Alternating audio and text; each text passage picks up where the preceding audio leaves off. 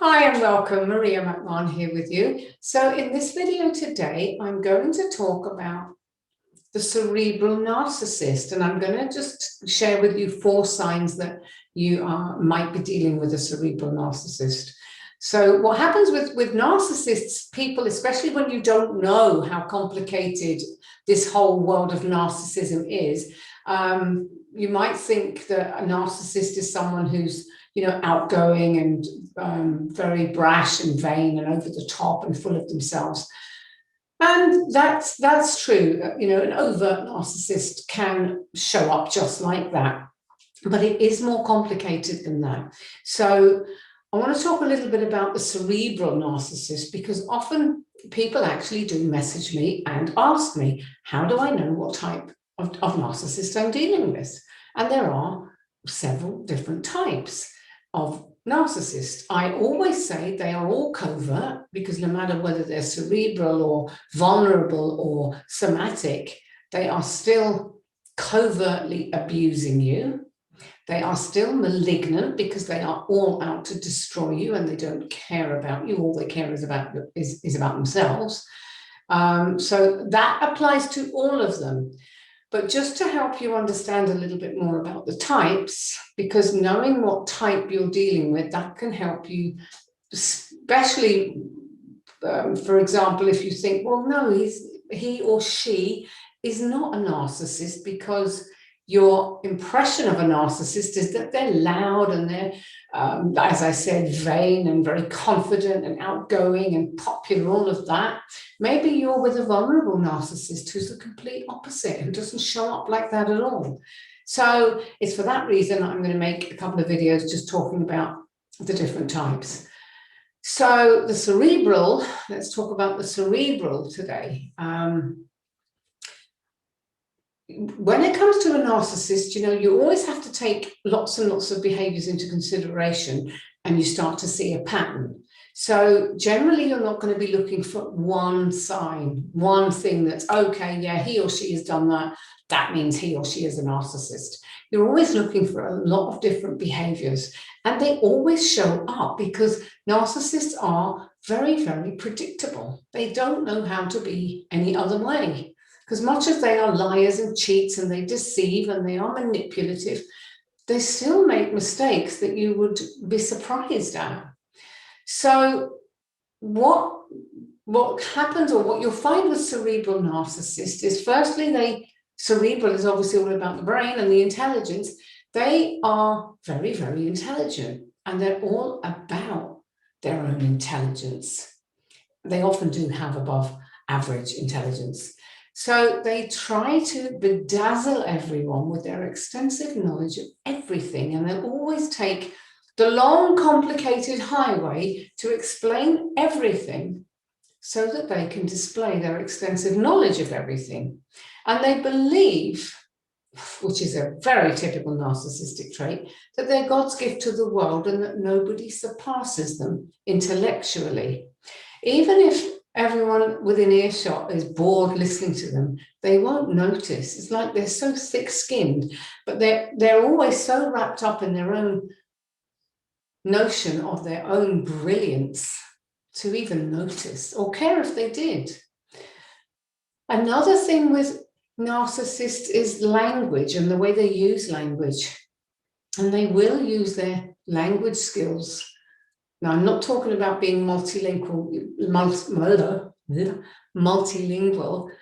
or speaking several languages, although some of them do, but I'm talking about just how the way they use language, how they talk. And they use this either to impress people or to basically chew you up and spit you out.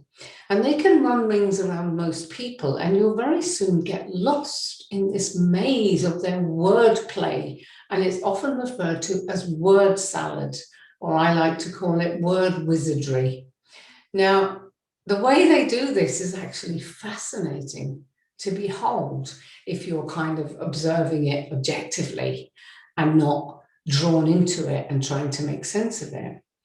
Because trying to figure out how they get from A to Z in a sentence, it's like trying to find your way out of a dark maze blindfolded and with 15 loudspeakers giving you different directions, you have got no chance of finding your way out of that maze.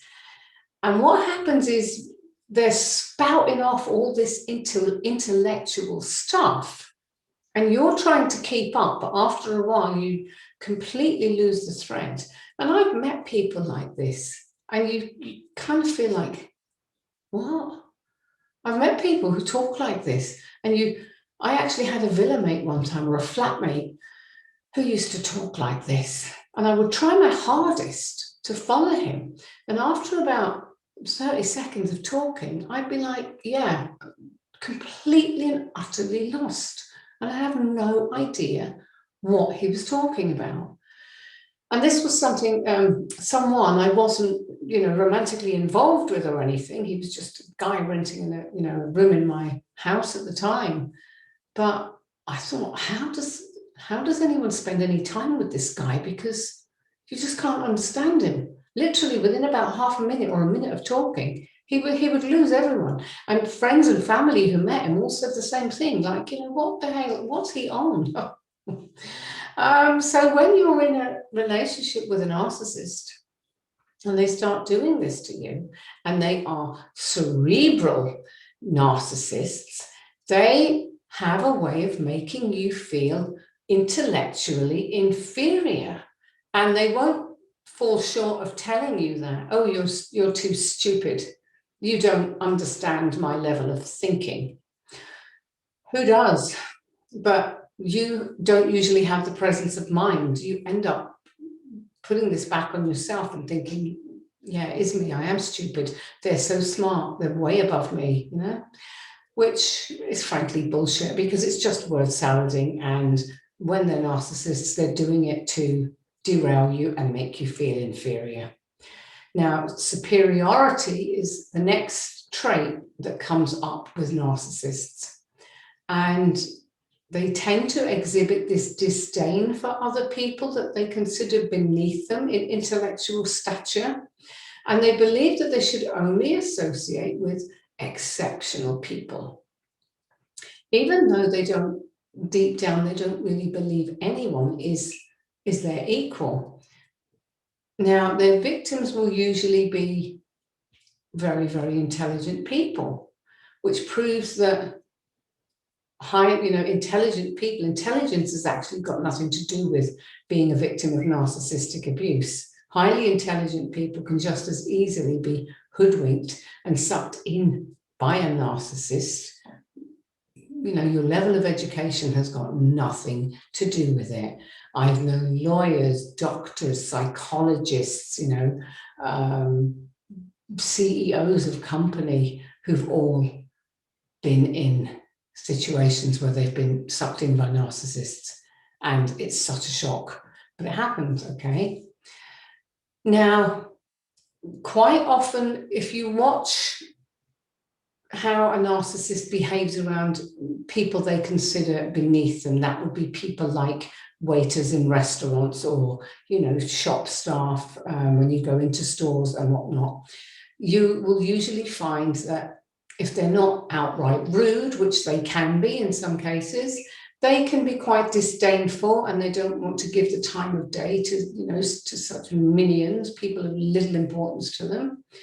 And their arrogance is often quite palpable, and it can leave you feeling very uncomfortable, when they are really rude or show-offy like this around people. And very often, of course, people don't deserve this kind of treatment. They're just doing their job. They're just getting on with life.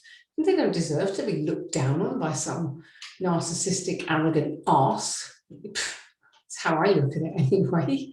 And I know from many people who've been married to this type of narcissist that they would often, they've reported to me, they would just want to crawl inside themselves and hide. It was just so cringeworthy to be around it. But this is absolutely what you can expect if you're dealing with a superior cerebral narcissist. Another thing that is often, not always, because with these traits with narcissism, you're always looking, for the sort of overall scope of what's going on. Generally, a lot of the traits will apply. They don't always 100% every single time, but quite often with cerebrals, you'll find that they're not interested in sex. You know, when it comes to sex, they are totally the opposite of the somatic narcissist, who uses sex as a weapon of seduction and destruction. And I will talk about the somatic in the next video that I'm going to do. The cerebral narcissist puts sex very low down on their list of priorities, or they avoid it altogether. And they tend to not care so much for appearances, even to personal hygiene. And often that can be to make themselves less sexually appealing to their partners. So again, it doesn't happen all the time, but I've heard this happening often. So that's something to be on the lookout for.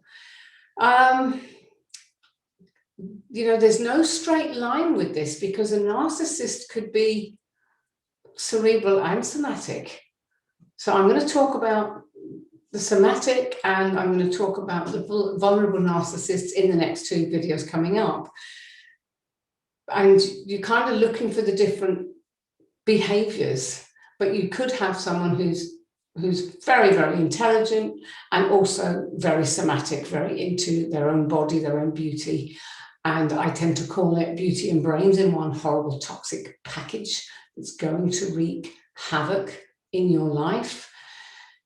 Now, no matter what label we put on a narcissist, behind closed doors, they soon show their true colors, and they'll make your life a complete misery, no matter what flavor they are, as all narcissists do, because basically it's the only way they know how to live. So you need to watch out for the signs. They might just appear overly confident at first, but keep watching closely and making mental notes about their behavior. And as I talk about in my book, The Top 50 Red Flags of Romantic Predators, and I've done a whole series on the 50 red flags, and you can check those out on my channel so that you know all those 50 flags to look out for. What I always say is, don't rush into a relationship. If you're not in a relationship, don't rush into one with people if they're showing these types of behaviors, or if you see these types of behaviors early on when you're dating someone, or, you know, becoming friends with someone, because narcissists come in, you know, all kinds of relationships, not just romantic ones. So just be aware of this. And if you're with someone, you know what I'm always going to say, if you're with someone who's like this, find a way out. So in the next video, I will talk about somatic narcissists to give you more of an idea of what they're all about. And one thing I always say, when you're dealing with narcissistic abuse, narcissistic personality disorder, knowledge is power, and the more you know, the better you can protect yourself. And that applies no matter where you are in your journey, relatively speaking. Obviously, if you're very experienced, you've recovered from narcissistic abuse, then it becomes less of an issue. But in these early stages, you definitely want to know as much as you can so that you know what you're dealing with, and you know it's not your fault. You know you're dealing with someone with a mental illness, and you can get out and protect yourself. So thank you for watching, and check out the next video that's coming up, which is all about the somatic narcissist. Okay, so I'll see you soon. Thank you very much indeed. Bye for now.